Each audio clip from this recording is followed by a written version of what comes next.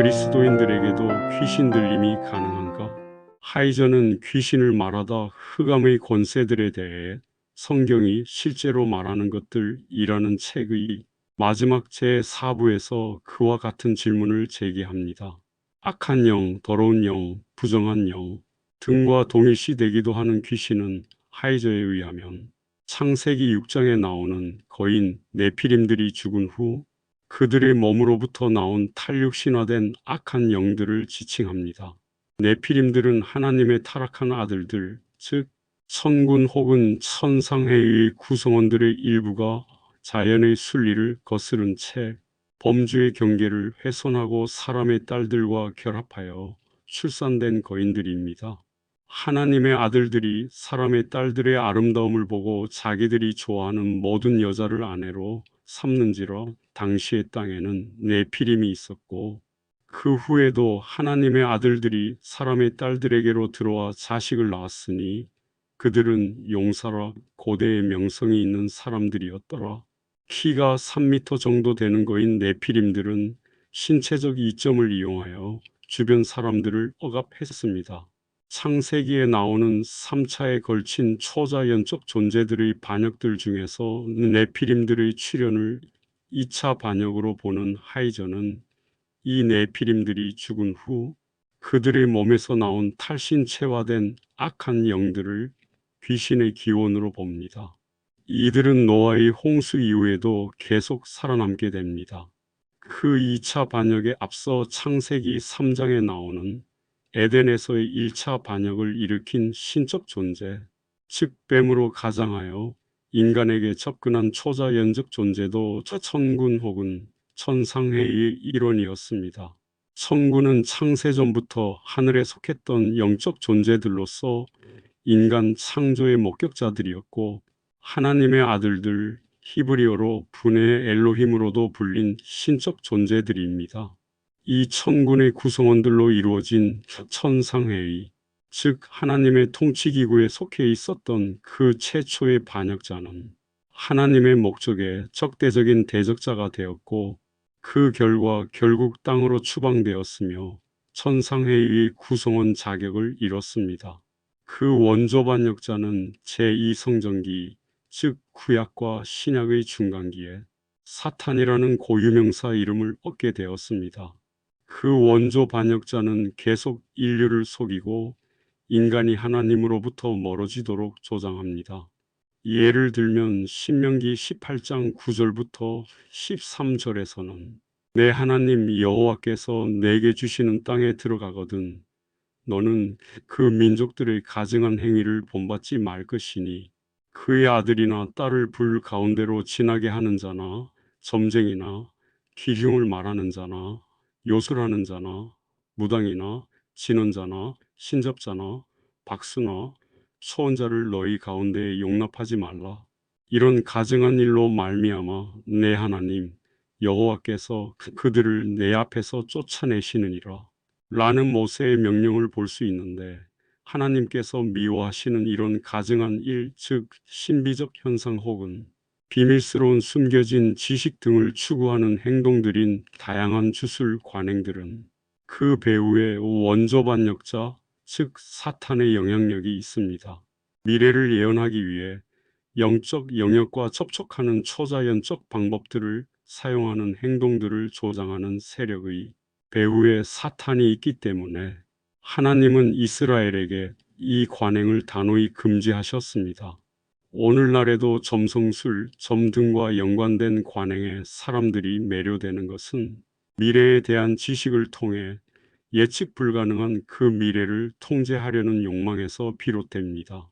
그러나 사탄이 주는 정보는 거짓이거나 왜곡된 것일 가능성이 많으며 우리에게 결국 해를 끼칩니다.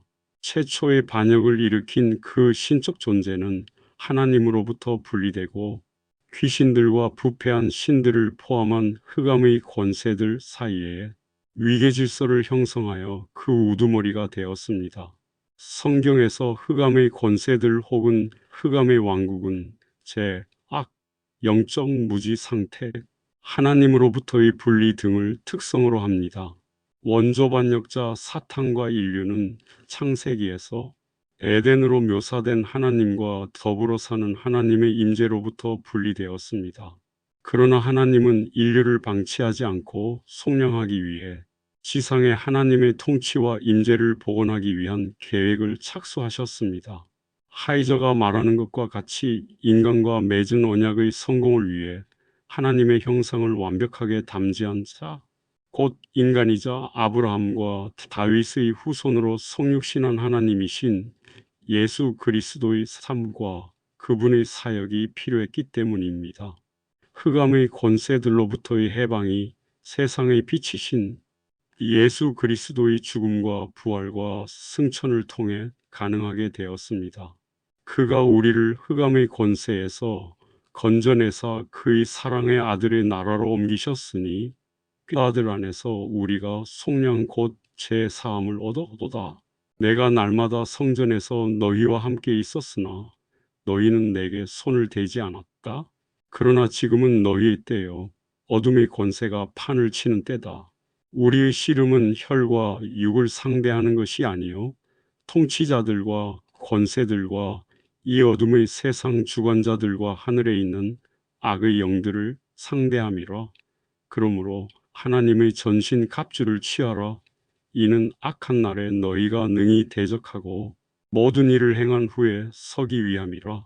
여기서 바울이 말하는 통치자들, 권세자들, 이 어둠의 세상 지배자들, 하늘에 있는 악한 영들은 창세기 11장 1절에서 9절에 보이는 3차 반역인 바벨탑 사건 이후 하나님께서 천군 혹은 천상의 구성원들에게 인류를 배분한 결과 열국을 지배하게 된 신적 존재들입니다.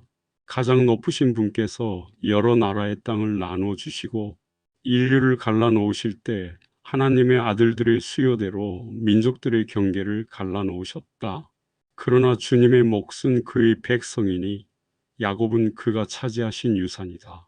그 신들은 결국 그들이 통치하는 열국의 백성들과 하나님께서 자신의 분깃으로 삼은 이스라엘에게도 혼돈을 전파하고 하나님 대신 자신들을 숭배하도록 미혹했습니다. 시편 82편에서는 하나님께서 그 부패한 신들을 심판하시는 장면이 나옵니다. 하나님은 신들의 모임 가운데에 서시며 하나님은 그들 가운데에서 재판하시느니라. 너희가 불공평한 판단을 하며 악인의 낫 보기를 언제까지 하려느냐.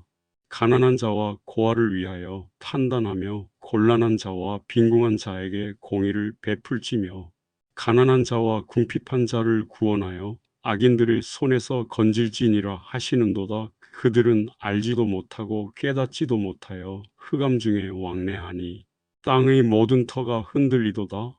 내가 말하기를 너희는 신들이며 다 지존자의 아들들이라 하였으나 그러나 너희는 사람처럼 죽으며 고관에 하나같이 넘어지리로다.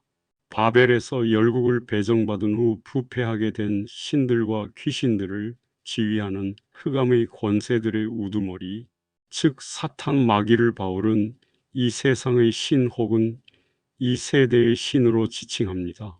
이 세상의 신 혹은 이 세대의 신 그리고 그를 추종하는 악한 영들 혹은 귀신들, 즉 흑암의 권세들과의 영적 전쟁을 통해 하나님의 나라를 회복하는 것이 그리스도인들의 사명이라고 할 수 있습니다. 예수께서 누가복음 11장 18절로부터 20절에서 내가 만일 하나님의 손을 힘입어 귀신을 쫓아낸다면 하나님의 나라가 이미 너희에게 임하였느니라라고 말씀하신 것과 같이 귀신을 쫓아내는 축귀가 예수님의 하나님의 나라 회복에 대한 선포에서 중요한 주제였습니다. 예수께서 12 제자를 부르셔서 더러운 귀신을 제어하는 권능을 주시고 그들이 더러운 귀신을 쫓아내고 온갖 질병과 온갖 허약함을 고치게 하셨다. 그런데 축기와 연관된 구절들에서 악한 영을 질병이라는 뜻으로 쓰고 귀신과 질병의 연관성을 부각시킨 경우들이 많습니다.